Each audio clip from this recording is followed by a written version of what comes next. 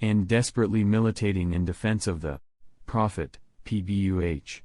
However, as soon as they arrived, they encircled the messenger with their bodies and weapons and were alert enough to prevent the enemies from reaching him. The first one who returned to give help was his casemate Abu Bakr as Siddiq, R.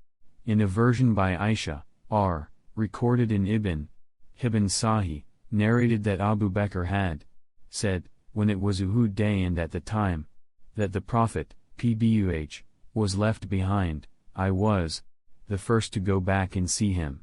Before him, I saw a man fighting to shield himself from his enemies. I said to myself, I wish he were Talha. Let my father and mother be sacrificed for you. O Allah, let him be Talha. Let my parents be sacrificed for you.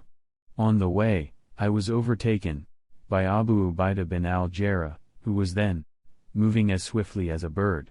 We both rushed to dress the Prophet, PBUH's wounds. There we found Talha suffering from serious wounds before the Messenger of Allah, PBUH. The Prophet, PBUH, said, "See to your brother. His deed entitled him for an abode in paradise." I noticed that 2 rings of the iron-ringed helmet had penetrated his cheek. So I set out to take them out, but Abu Ubaidah demanded, "By Allah, O Abu Bakr, I beseech you, let me do it myself." Fearing to hurt the Prophet, PBUH, he started pulling one of the 2 rings out very slowly and carefully with his mouth. Then he pulled the arrow out by his mouth, too. Consequently, his front tooth fell. Then I proceeded to pull the second out, but Abu Ubaidah brought me to leave it. "Oh, Abu Bakr, I adjure you by Allah to let me do it."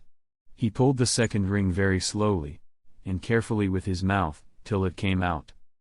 The Messenger of Allah, PBUH, said, "See to your brother. He has proved to be worthy of being housed in paradise." We approached Talha to cure him, but found out that he had had some 10 sword strokes on his body. Zad al-Ma'ad 295. This showed how efficiently Talha had fought and struggled on that day. During those awkward moments of that day, a group of Muslim heroes gathered around the Prophet, PBUH, forming a shield to protect him from the idolaters. Some of them were Abu Duyana, Musab bin Umair, Ali bin Abi Talib, Saul bin Hanif, Malik bin Shinan, the father of Abu Sa'id al-Khudri, Amara, Nusayba bint Ka'b al-Maziniya, Qatada bin Anuman, Umar bin al-Khattab, Hadib bin Abi Balta, and Abu Talha. The number of idolaters was steadily increasing, and their attacks, naturally, got severer. Their press had increased to an extent that the Messenger of Allah, PBUH, fell into one of the holes dug and designed by Abu Amir al-Fasik, to be used as traps. His knee scratched and Ali helped him by grasping his hand up. Talha bin Ubaidullah took him in his lap till he could stand upright.